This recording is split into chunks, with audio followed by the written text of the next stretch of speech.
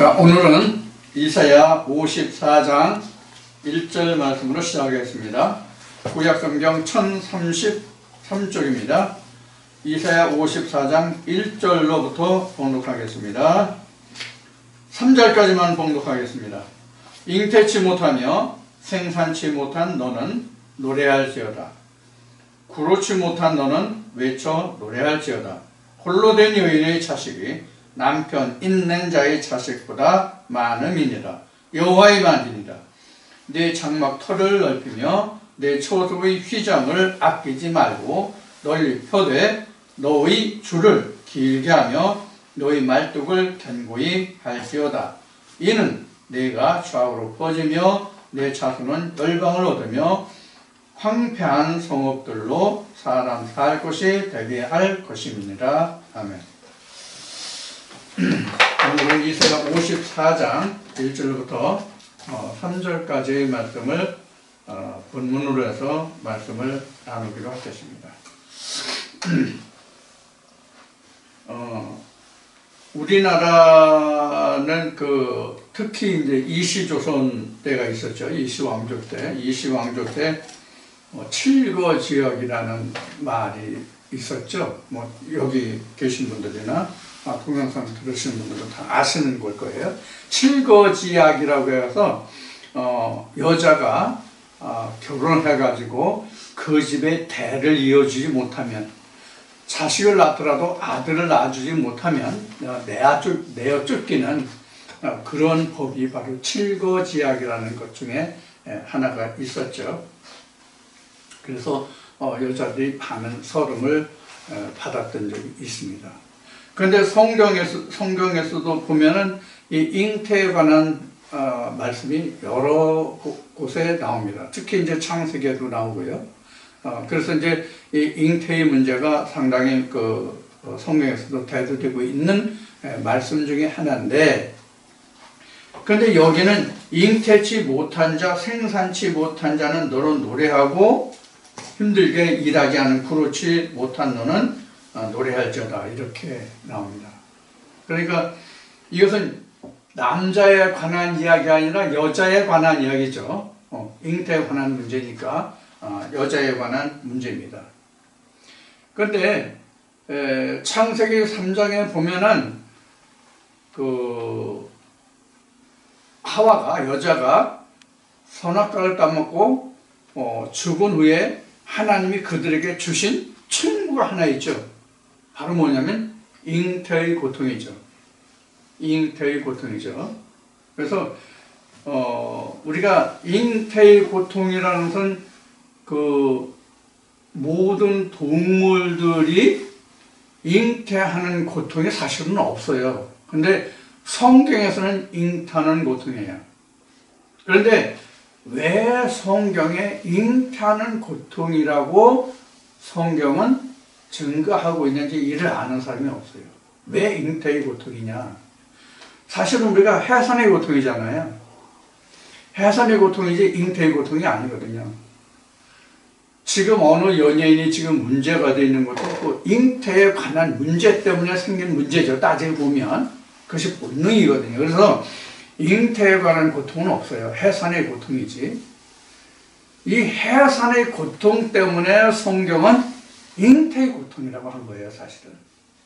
먼저 해산할 일이 있기 때문에 잉태의 고통을 한 거예요. 해산을 하지 못하면 잉태를 하지 못하거든요. 이게 바로 뭐냐면 죄의 문제예요.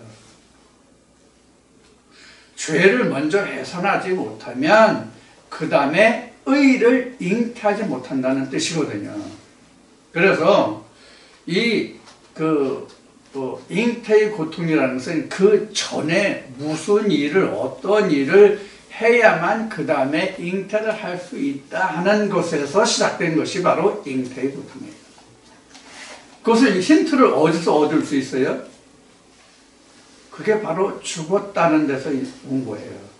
선악과에서 선악과를 따먹으면 죽었다가 되잖아요. 죽었다가 되기 때문에 그 죽은 것을 해산해야 다시 생명으로 온다는 뜻이, 잉태는 생명이잖아요. 생명의 시작이잖아요. 사는 것의 첫 단추가 바로 잉태잖아요. 그것을 말하고 있는 거예요. 그러니까 죽음에서 사망에서 생명으로 바로 옮겨지는 그 순간이 해산의 고통과 잉태의 고통이 동시에 이루어지는 그 순간이에요. 우리 날마다 이 일기의 변화를 우리가 겪으며 살잖아요. 날마다 일기의 변화를 겪으면서 사는데 가장 밤이 시작돼서 가장 어둡고 가장 추운 때가 언제냐면 가장 어두운 때가 해가 지어서 땅검이라는 말을 알죠, 여러분들? 땅검이 질 때 어둡고요. 그 다음에 차츰차츰 어둠이 익숙해져 가죠. 그러다가 또 제일 어두운 시기가 언제예요? 여명이에요, 여명. 그래서 땅거미와 여명의 그 두 순간이 가장 어두운 순간이거든요. 그래서 이것을 성경에 접목시키면 해산의 고통이 뭐냐면 땅거미예요. 땅거미예요. 그래서 해산의 고통이 끝나고 잉태로 들어가는 순간이 여명이에요. 그러니까 저녁이 되며 아침이 된다 하는 그 과정이에요. 그 전체가 밤이죠. 저녁이 되면 아침이 됐다는 얘기는 그 사이가 밤이잖아요. 그 밤이라는 시간 중에 땅거미와 여명의 두 순간이 있단 말이에요. 그 두 순간이 다 지나가야만, 밤이 되고 여명이라는 순간까지 지나가야만 뭐가 나와요? 잉태가 나와요. 그러니까 가장 쉽게 설명한다면, 그 해산의 고통을 가장 쉽게 설명한다면 진통이 시작되죠. 진통이 시작되다가 가장 힘든 진통이 오는 때가 어느 때예요? 출산이 막 빠지고비예요. 그래서 출산이 딱 끝나면 그 고통이 지워지죠. 이게 성경에서 설명하고 있는 바로 잉태와 해산의 관계를 설명한 고통과 그 순간들이에요. 그래서 지금 봉독한 인용한 말씀은 이사야 54장을 설명했는데요. 디모데전서 2장 15절을 보면, 디모데전서 2장 15절을 보면 바로 그러한 설명이 또 나와 있어요. 그래서 오늘은 이사야 54장 1절부터 3절까지의 말씀을 본문으로 잉태치 못한 자의 복이라는 주제로 말씀을 나누겠습니다. 잉태치 못한 자의 복.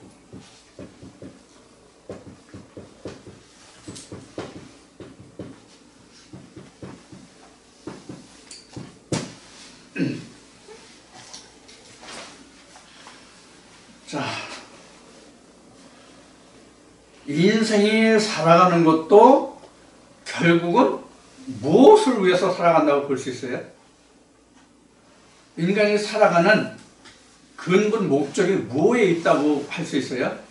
창세기 1장에서 하나님이 사람을 지으시고 축복을 하셨죠. 뭐라고 축복했다고 되어 있죠? 생육, 번성, 충만, 그 다음에 다스림이죠. 그것을 우리가 축복이라고 성경은 기록하고 있어요.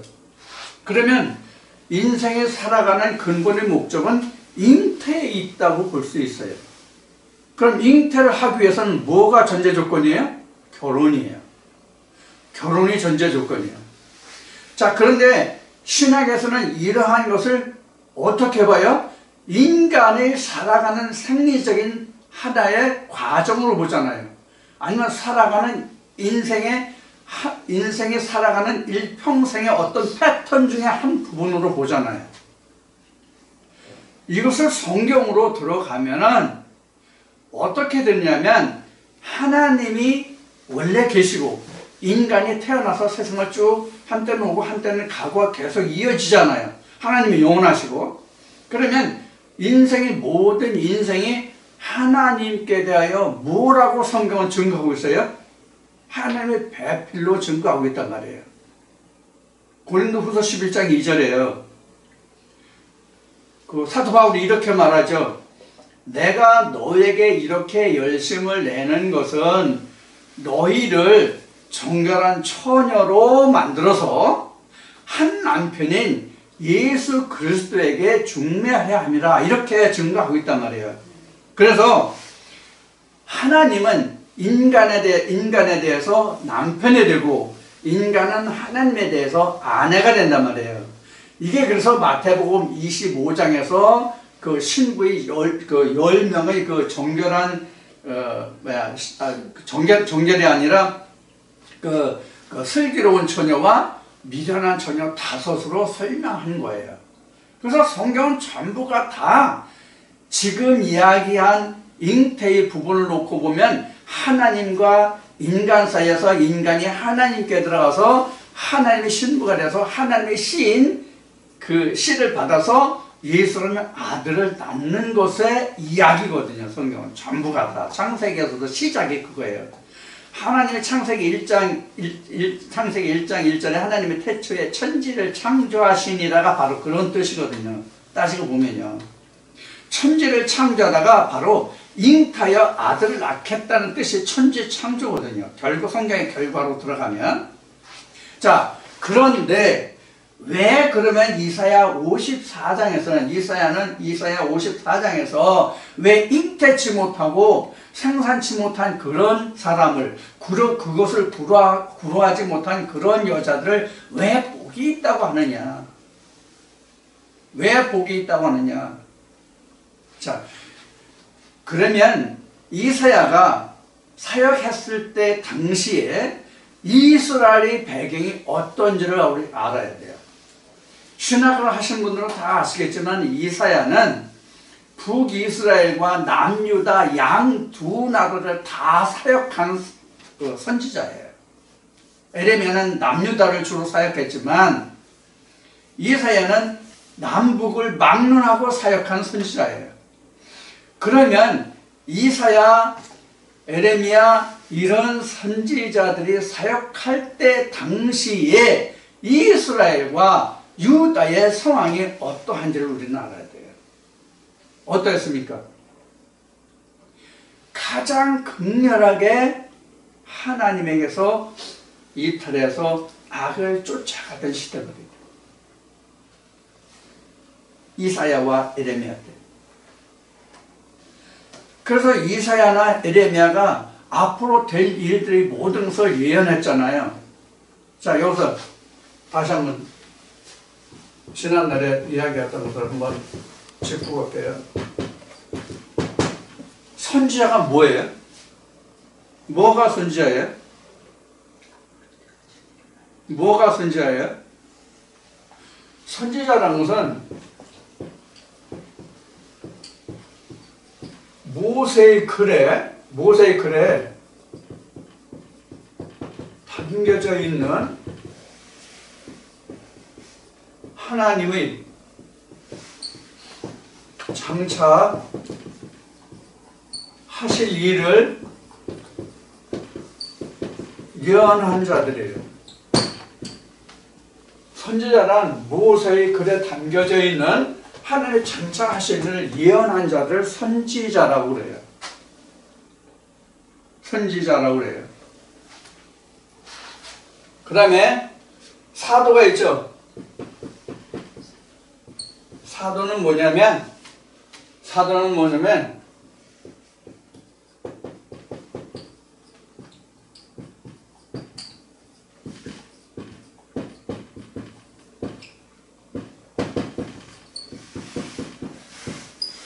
2자들이에요. 사도는 모세의 글에 적혀있는 선지자들이 장차 하나님 하실 일을 예언했잖아요. 그 일들을 완성한 자들이에요. 실행하고 완성한 자들이에요. 이게 사도예요. 여러분들 이거 잘 알아두세요. 우리가 이게 가장 기본적인 의미인데 이 기본적인 의미를 지금 모르고 그냥 선지자 사도들 이렇게 얘기하거든요. 또는 선지자 또는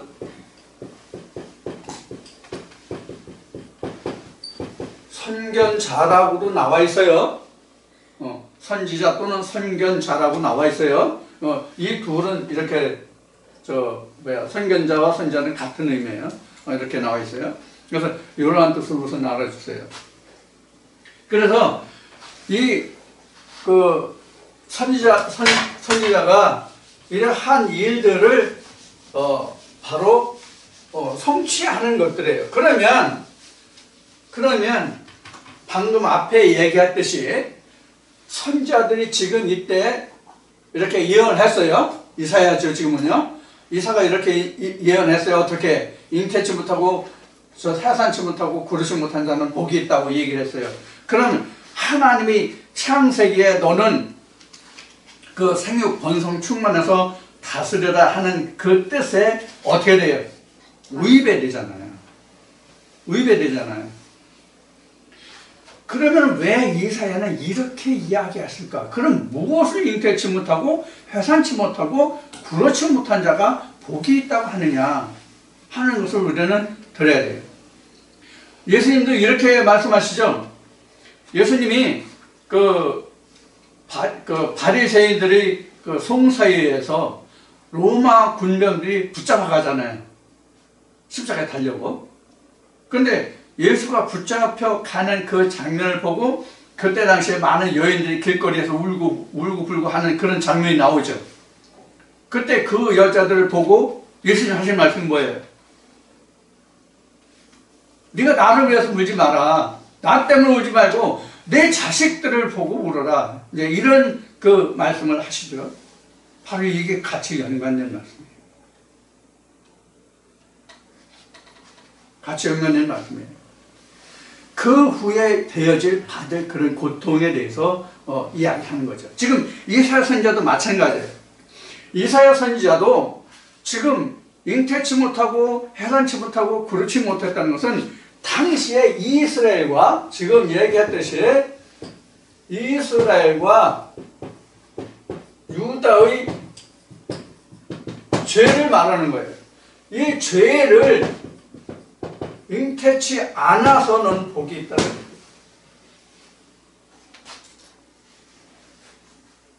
그때 당시에 이스라엘과 북이스라엘과 북쪽의 이스라엘과 남유다가 얼마나 악이 흥행했는지는 가장 대표적인 그 글이 어디냐면 에레미야서 5장인가 10장인가 어쯤인가 나오나? 이런 말이 있어요. 어떤 말이 있냐면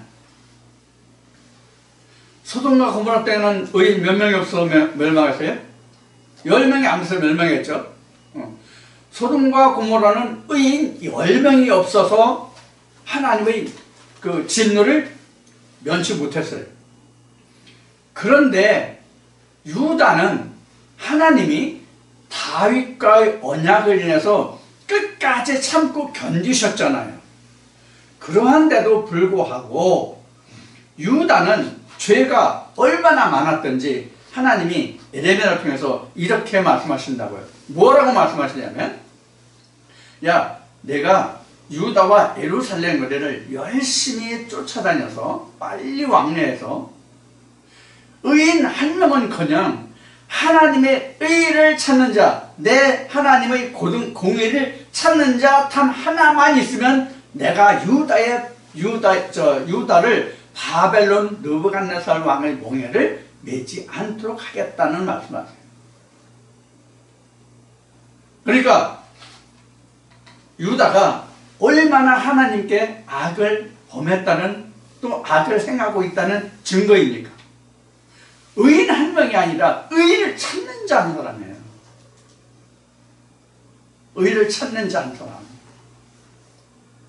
자, 그러면서 놓고 볼 게 있어요. 뭘 놓고 보냐면 남유다는 또 북이스라엘은 누구를 부르짖었습니까? 누구를 찾았습니까? 하나님이잖아요. 명색이 하나님을 찾는 하나님의 백성이었잖아요. 그런데 하나님의 의를 찾는 자 단 한 사람도 없다? 의인은커녕 하나님의 의를 찾는 자 단 한 사람이 없다? 그럼 뭐예요? 전부 죄 가운데 있다는 얘기잖아요.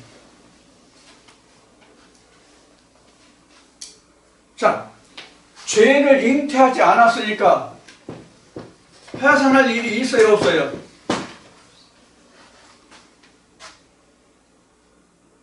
죄를 잉태하지 않았으니까 해산할 일이 없잖아요. 자, 해산할 일이 없으면 부르할 일이 있어요, 없어요? 역시 없잖아요. 죄악을 잉태하지 않으면. 자, 여기서 오늘날 우리가 살펴볼 일이 있어요. 뭘 살펴보냐면 오늘날 교계가 어떠한가를 살펴보고 그 교계에서 전해지는 복음이라는 것을 나는 어떻게 받아들여서 그 복음을 내가 알고 왔고 믿어왔고 행해왔는가 하는 거예요. 그럼 나는 지금 뭐가 필요해요? 이 말씀을 뒤집어 보면 나는 잉태를 했느냐 안 했느냐, 잉태했으면 무엇을 잉태했느냐 이걸 봐야 될 거 아니에요. 이걸 안 본단 말이에요. 지금 쉬운 얘기로 내가 지금 가지고 있는 것이 진짜 하나님께로부터 온 것이냐 아니면 거짓 선지로부터 온 것이냐 하는 것을 자기가 자기 자신에게 물어보지 않고 따져보지 않는단 말이에요. 무엇에 의거해서? 성경에 의거해서.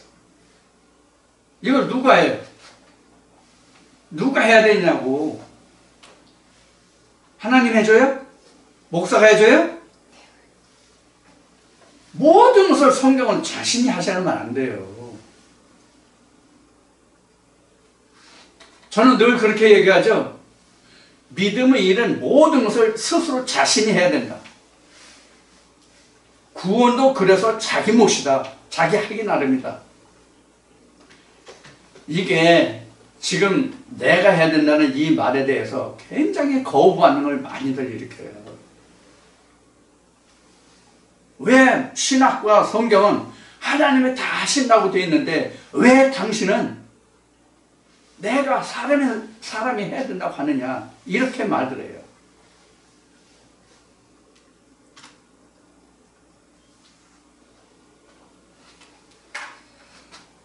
이거에 대한 근본 문제가 뭘까요? 왜 내가 해야 된다고 하는 말에 거부 반응을 있는데 이에 대한 그 문제점이 뭐냐 하는 거예요. 뭘까요? 여러분들 생각해 보신 적 있어요? 여러분들 그 문제 풀렸어요? 내가 해야 된다는 건 아시죠? 근데 왜 내가 해야 된다는 것을 충분히 이해하셨냐고, 성경을 입각해서.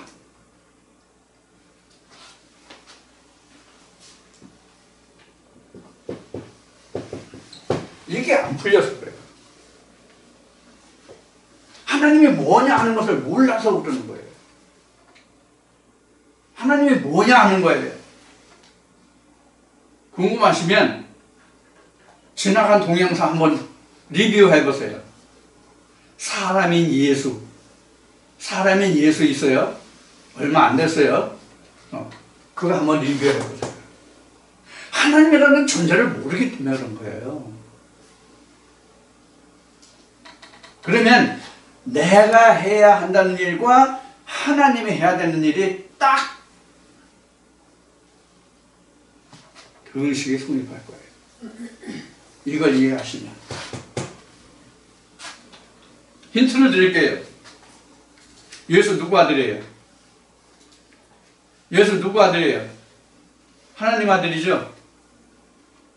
그러면 저나 여러분들이 예수의 형상으로 지어져서 예수를 낳았어요. 그럼 누구 아들이에요? 누구 아들이요? 성경적으로는 하나님 아들이고요. 실상은 내 아들이에요, 예수가. 이게 놀라운 일이에요. 그럼 하나님이 누구예요? 나예요, 나. 그래서 사람인 예수라는 단어를 그래서 전하는 거예요, 사실. 이런 의미예요. 근데 얼마나 알아들으셨는지는 모르겠어요. 동영상을 보시는 분들.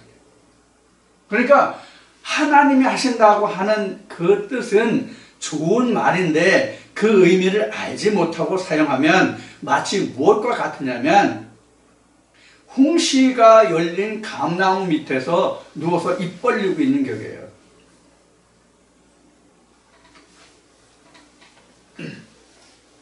자, 이런 문제가 나와요. 그래서 가장 간단하죠? 그래서 성경은 잉태의 고통이라고 했는데 사실은 해산의 고통이에요. 해산이 돼야만 잉태를 할 수 있거든요. 그래서 지난주에 오늘 여기 저는 이제 잉태치 못한 자의 복인데 그 다음 주에 나오게 되려나? 이미 했나? 이미 했네. 사람의 시와 짐승의 시 했잖아요.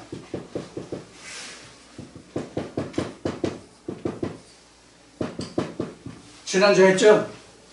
이것과 같이 연관된 말씀이에요. 그래서 하는 거예요. 그러면 모든 사람이 다 어떤 씨를 가지고 있어요? 하나님은 사람의 씨를 뿌리기를 원하시는데 사실 우리가 다 짐승의 씨를 받았거든요. 짐승의 씨 안 받았던 사람 손 들어봐. 동영상 들으시는 분들. 짐승의 씨 안 받고 바로 오신 분 있어요? 없어요. 이 짐승의 씨라는 것이 성경에서는 그냥 죄로 표현되는 부분이에요. 전체를 다 뭉뚱그려서 말한다면 이게 바로 짐승의 씨예요.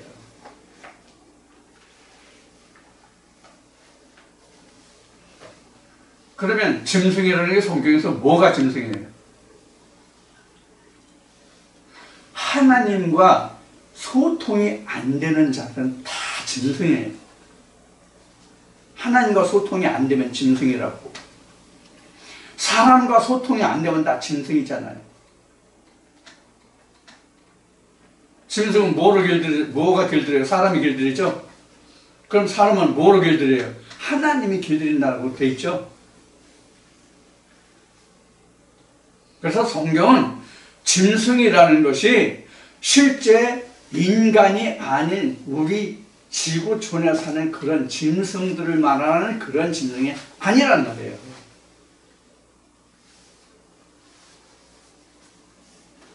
그래서 로마서 8장인가 어제도 그런 말이 있죠. 그리스도의 영이 없으면 하나님의 사람 그리스도의 사람이 아니라고요. 그러니까 그리스도의 영이 있다는 것은 뭘 뜻해요? 하나님과 소통할 수 있는 거예요. 하나님과 소통한다는 이야기는 지금 에덴 안에 있다는 뜻이에요. 일단은 에덴 안에 있는 거예요. 에덴 안에서 다만 차이가 있다면 하나님과 어느 정도 소통이 되느냐 하는 거예요. 우리 인간도 태어나서 말하고 살잖아요. 언어가 있으니까 하나님이 인간에게만 언어를 주었잖아요. 어느 동물에서도 언어가 없잖아요. 인간만 있지. 동물 중에서.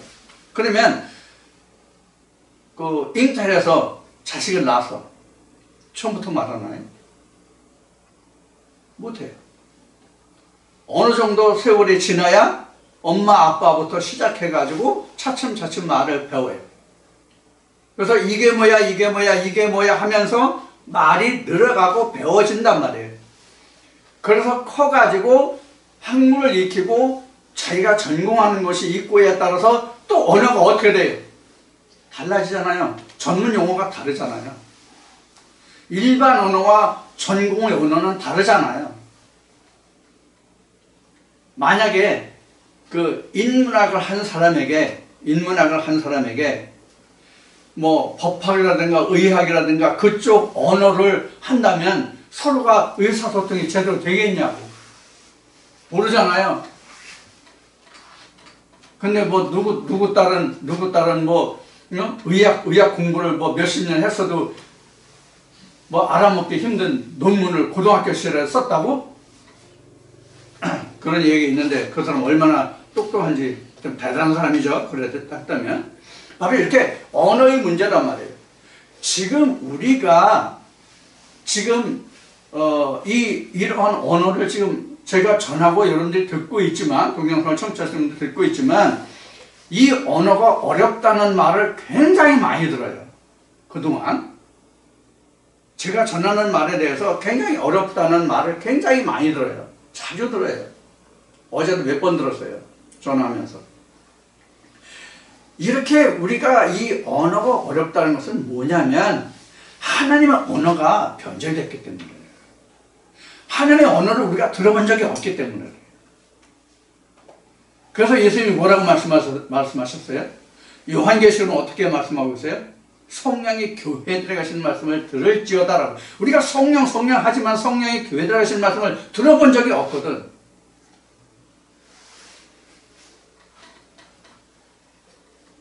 오늘도 아침에 인터넷을 보면서 동영상 이제 댓글들을 보면서 지나간 날걸 이렇게 쭉 넘기다가 보게 됐어요. 댓글 올라온 거 있으면 이제 답을 해주려고 가끔 이제 봐요. 자주는 안 보지만 오는데 옛날 거 중에 이 새끼는 어디서 신앙을 하는 얘기가 가짜 이거 천국은 지옥 마탄 독 별 얘기 다 많아요. 왜 그래요? 자기가 듣고 알고 말하던 자기가 가지고 있는 울타리하고는 전혀 다르거든. 그래서 그런 말이 나오는 거예요. 어렵다가. 그래서 성경이라는 것은 뭐라고 써요? 어떤 문제라고 써요? 성경이라는 것은? 성경이 뭐예요? 성경이란 뭐예요? 사상이다. 사상이 바로 뭐예요? 언어예요. 언어예요. 사상이라는 거죠. 언어라고.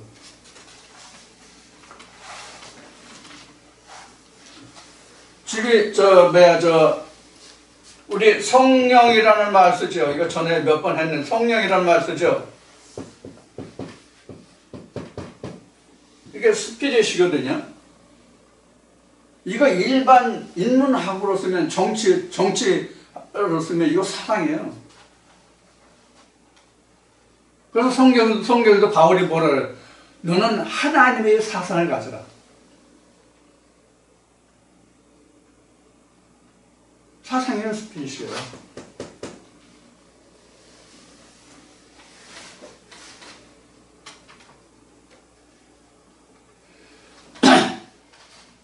그래서 지금 이 성경이 이렇게 우리에게 의미를 주고 있는데 그 언어가 사람의 언어로 썼으면 좋은데 짐승의 언어로 썼기 때문에 결국은 그것이 죄로 잉태해버렸단 말이에요. 그러니까 이거 다 씻어내야 될 거 아니야. 이거 씻어내야 될 거 아니야.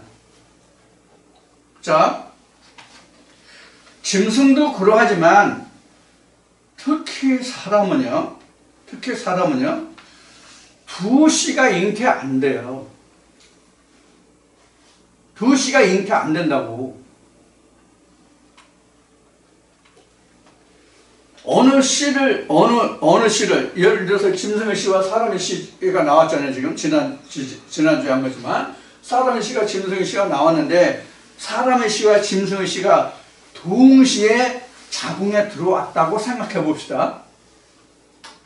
동시에 들어왔는데 어느 씨가 먼저 잉태되느냐에 따라서 다른 씨는 도태된단 말이에요.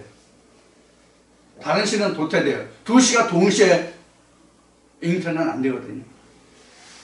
그래서 사람이 태가 하나고 씨가 하나인 거예요. 그래서 성경에서 하나님도 예수도 구원도 모두가 하나다라고 증거하고 있는 것이 바로 그런 의미예요. 그래서 한 씨를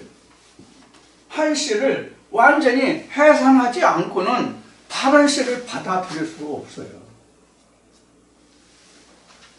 이게 바로 해산이란 말이에요. 우리가 먼저 해산할 일이 있단 말이에요. 그런데 문제는 성경에 모든 하나님 안에 그리스도 안에서 하나님이 그리스도가 우리 죄를 도말하셨다라는 단어가 있죠. 도말이라는 것은 한 번에 싹 지워지는 거예요. 도말이라면 한 번에 싹 지워지는 건데 실상은 우리가 그리스도 안에서 이 짐승의 씨가 도말되느냐? 아니, 절대로 아니에요. 순차적으로 도말됩니다. 순차적으로 해산이 됩니다. 새로운 말씀이 내게 깨달아서 그 말씀이 내게 착상할 때까지는 먼저께 자리 잡고 있다가 그때까지 있다가 해산되고 그때 잉태되고 또 해산되고 잉태되고 해산되고 잉태되고 이렇게 간다고 보면 됩니다. 그래서 이 말씀에 보면 이사야 54장 말씀에 보면 너희 줄을 길게 하면 너희 말뚝을 견고히 할지어다 이는 내가 좌우로 퍼지면 이거 있잖아요. 이게 내 안에서 하나님의 지경이 넓혀져 가는 것을 의미하고 있는 거예요. 이것을 하나님은 이스라엘 백성들에게 어떻게 보여주셨냐면 가나안 땅에 들어가서 원래 본토 족속을 차츰차츰 하나씩 멸해갔죠. 이게 그것 같아요. 그래서 지금 이야기한 것이 순차적으로 해산된다라고 말씀드린 거예요. 자, 그러면 여기서 문제가 있어요. 그러면 우리가 하나님의 말씀으로 순차적으로 죄하여 가는데 해산되고 하나님의 말씀으로 착상되어 가는데 그래서 하나님 형상으로 지어져 가는데 즉 하나님의 아들 예수로 지어져 가는데 그러면 내가 죽을 때가 됐어. 성경의 말로 표현한다면 내가 장막 벗을 때가 됐어. 그러면 나는 하나님 말씀으로 온전히 딱 꽉 찬 상태냐? 이것도 노예요.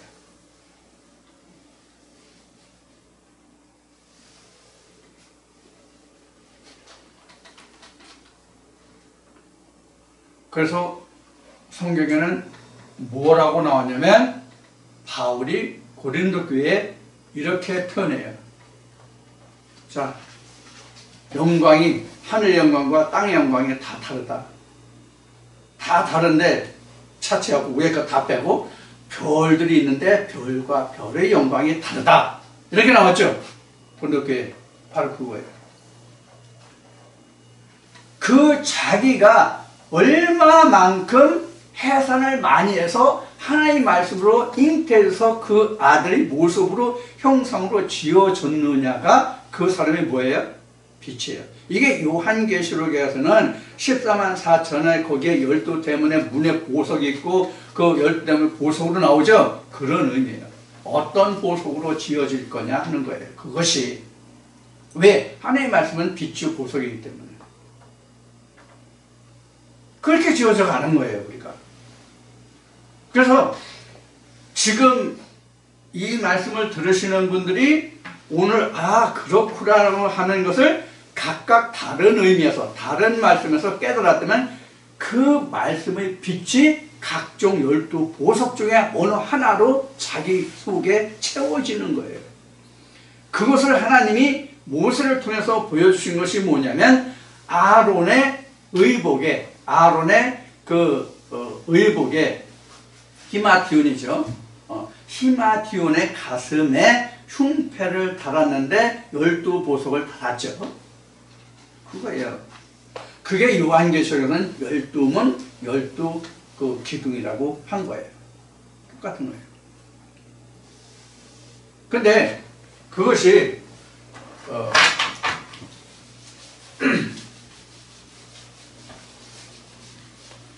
계시록 6장에 보면 14만 4천이 인철이거든요. 6장에서 시작해서 7장에서 14만 4천이 이것이 계시록 21장에 가면 이것이 144규빗이에요. 14만 4천이 144규빗이에요. 이게 바로 이게 천년이 찼다는 얘기거든요. 천년이 찼다는 뜻이거든요. 천년이라는 것은 실제 기간의 물리적인 시간적인 천년을 뜻하는 것이 아니라 하나님의 뜻이 완성되는 때까지 첫째 부활에서부터 하나님의 뜻이 완전히 이루어지는 그때까지가 지금 천년이라는 거예요. 그때 재보니까 144규빗이라는 거예요. 자, 여기서 144규빗은 사실 이게 온전하다는 뜻이거든요. 온전하다는 뜻이거든요. 이 온전하다의 뜻이 이런 뜻이 아니에요. 그냥 퓨어잖아요. 퓨어 보자면 순금이잖아요. 퓨어가 됐다는 얘기예요. 그러니까 퓨어가 됐다고 해서 100%는 아니잖아요. 우리나라에 지금 들어오는 그 금괴가 그게 미국에서 미국이나 유럽에서 오는 건 그 한 금괴 하나가 1온스잖아요. 온스짜리가 많은데 그 금 순도가 얼마예요? 99.8%인가? 하여튼 99. 몇 프로인가 그거 될 거예요. 그 뒷자리는 확실치 않은데. 그러면 나머지는 뭐가 있다는 얘기예요? 불순물이 있다는 얘기거든요. 하나님 말씀에서 이래요. 아무리 내가 예수로 지어진다고 할지라도 성경에 기록한 예수만큼은 지어지지 않는다. 이거는 분명한 거예요. 그 나머지는 하나님의 의로 채워주시거든요. 하나님의 의로. 자, 이제 이것이 이제 잉태치 못한 자의 복에서 이제 말씀이 여기까지 왔어요. 그래서 우리가 잉태치 못했다는 얘기는 이 세상 교회가 어떻다. 뭐 요새 교회에 대해서 그 상당히 말이 많죠. 뭐 강남의 어떤 S교회는 그 서울시 그러니까 국가의 땅을 차지했는데 뭐 하나님이 하게 하셨는데 왜 뭐 세상 법을 들였냐 뭐 이런 식. 뭐 강동의 어떤 그 교회는 뭐 자식에게 뭐 저게 하고 뭐 이런 것들 지금 말이 많잖아요. 이런 것들에 대해서 그 평을 하는 사람들이 많고 책망을 하는 사람들이 많은데 좋아요. 그것도 필요해요. 사실은. 필요한데 필요하지 않은 건 아니에요.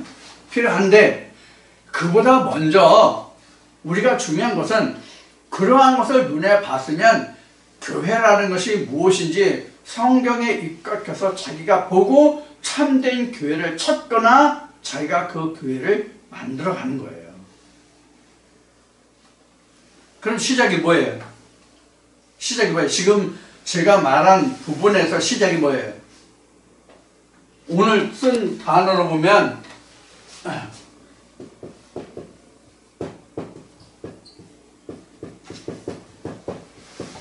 이런 세 단어가 나왔잖아요. 주 단어가 잉태해산 구로 나왔잖아요. 그러면 어떤 잘못을 보고 깨달았으면 그것이 이 세 가지 중에서 뭐냐고요? 해산에서.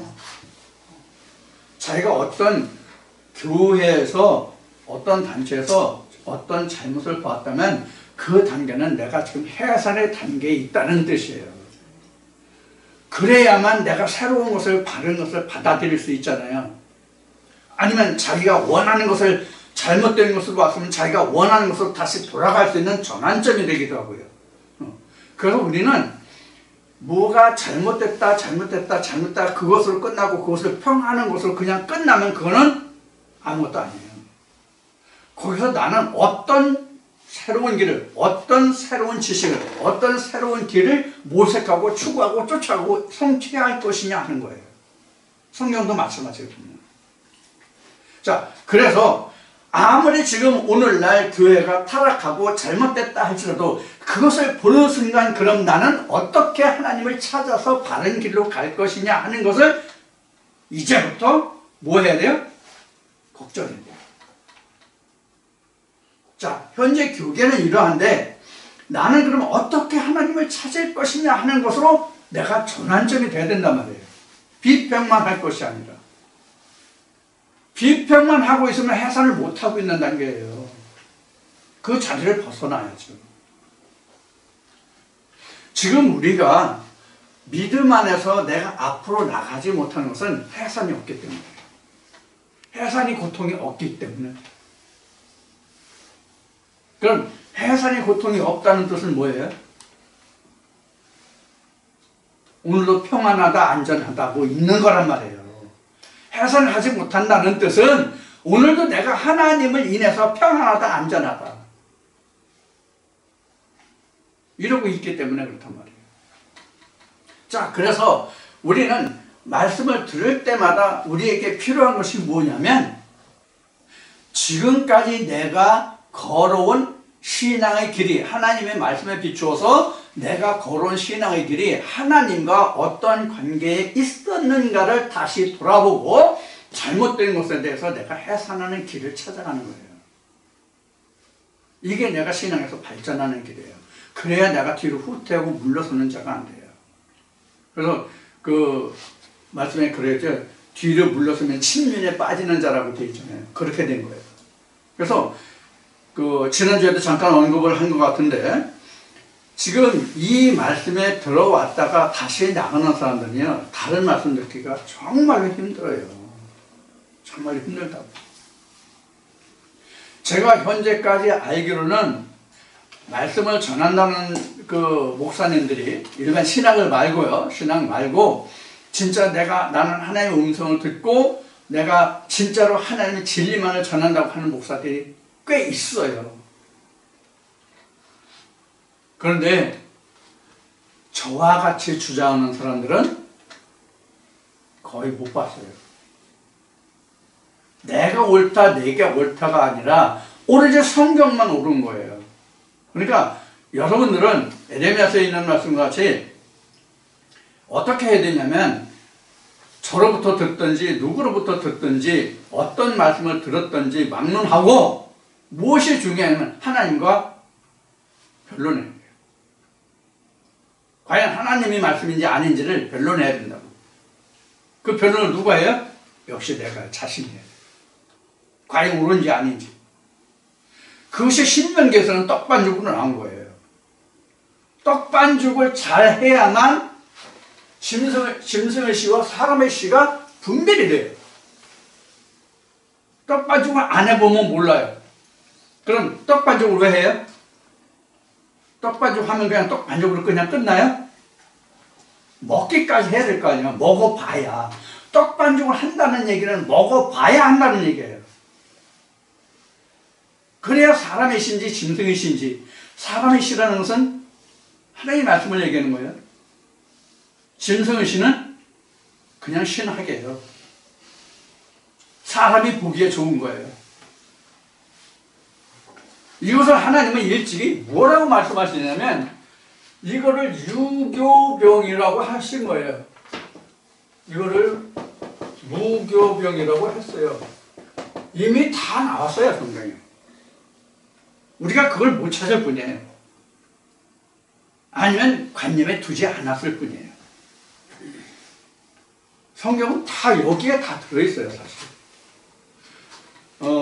제가 그 출애굽에 관한 것이 그 블로그에 보면 여러 가지로 나와 있는데 그 블로그 출애굽 과정을 자기가 끊어서 볼 수 있고 그것을 다시 접목해서 하나 전체의 과정을 하나로 볼 수 있다면 창세기부터 요한계시록까지 사실 다 풀어지는 말씀이에요.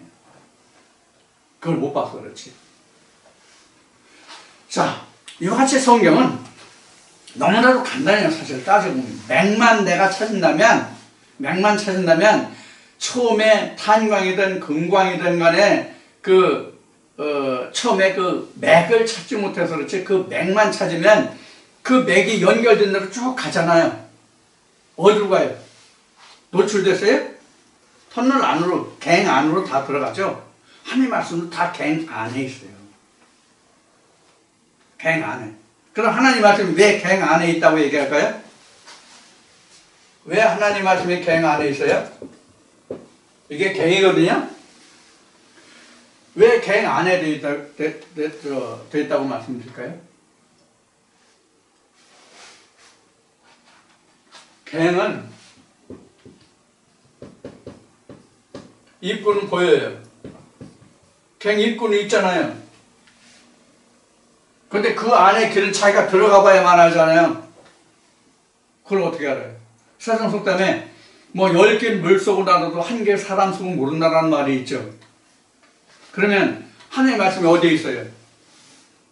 하나님의 말씀이 어디에 있어요? 각자 마음 안에 있죠. 호심경에 있죠.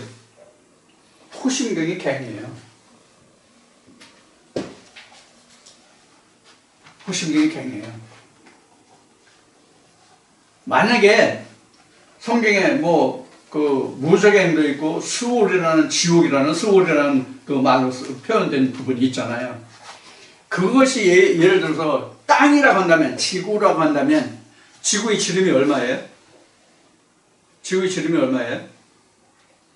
응? 지구의 둘레는 얼마예요 그럼? 자, 지구의 둘레를 알면 그거를 3.14로 이제 계산해 보면 나오겠죠. 지름이 얼마인지. 자, 그만큼 뿐이 안 돼요. 예를 들어서 1000km면 1000km, 10,000km, 10,000km 뿐이 안 돼요. 실제 지구의 관통은 그렇단 말이에요. 뚫을 수 있다고 가정하면 그래요. 근데 사람의 마음 뭐로 뚫을 거예요? 응?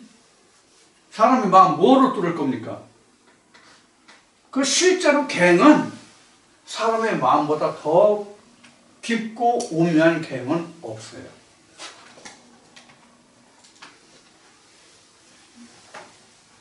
그러면 계시록 13장의 무저갱이라는 것이 무엇을 뜻하는지 아시겠죠? 사람의 마음에서 나오는 거예요. 그 무저갱이에요. 그 무저갱에서 무저갱 사자가 나오는 것을 금하게 하는 것이 뭐냐면 해산이에요.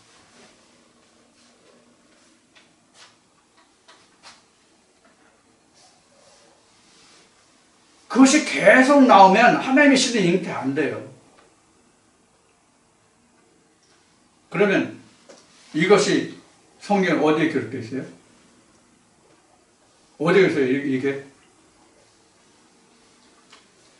어디에 기록되어 있어요?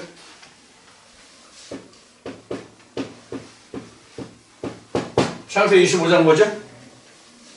에서와 야곱의 두 씨가 때 속에서 어떻게 한다? 다툰다. 두 국민이. 이 상태가 된다고요. 그래서 예수님이 인용하신 게 그거예요. 두 나라가 싸우면 어찌 거기에 평화가 안정이 평화가 오겠느냐. 이게 두 나라예요.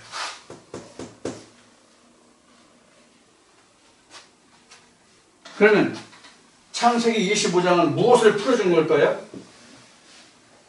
창세기 25장은 무엇을 풀어준 걸까요? 네? 창세기 4장이에요. 가인 아벨.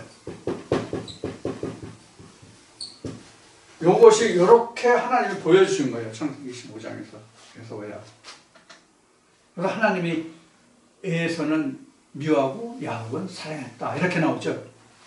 이것도 마찬가지예요. 이거는 여기는 내가 깨닫는 거예요. 아, 요런 씨가 있구나 하는 걸 깨달은 거예요. 요건 벗은 상태예요. 여기는 입은 상태예요. 자, 이제 이렇게 이제 하나님의 말씀이 연결이 되고 풀어져 가요. 그러면 성경이 어디가 시작이고 어디가 끝이에요? 잠시 얘기했지만, 어디가 시작이고 어디가 끝이냐고. 없어요. 없다고, 시작도 끝도 없다고. 시작도 끝도 없다는 얘기는 전부 성경은 다 예수님이 복음서에서 요한복음에서 말씀하신 것 같이 다 나에 관한 것이다. 그 얘기예요. 무엇으로 풀든지 간에 예수가 나오잖아요. 어떤 말씀으로 보든지 간에. 자, 그래서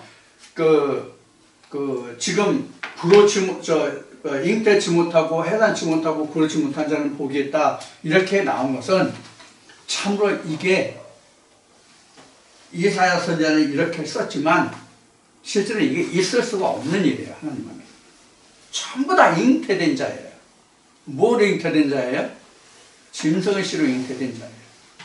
그래서 앞에 인용한 디모데전서 2장 15절에 있는 여자가 정결로서 해산함으로 구원에 이른다는 뜻이 바로 이런 거예요.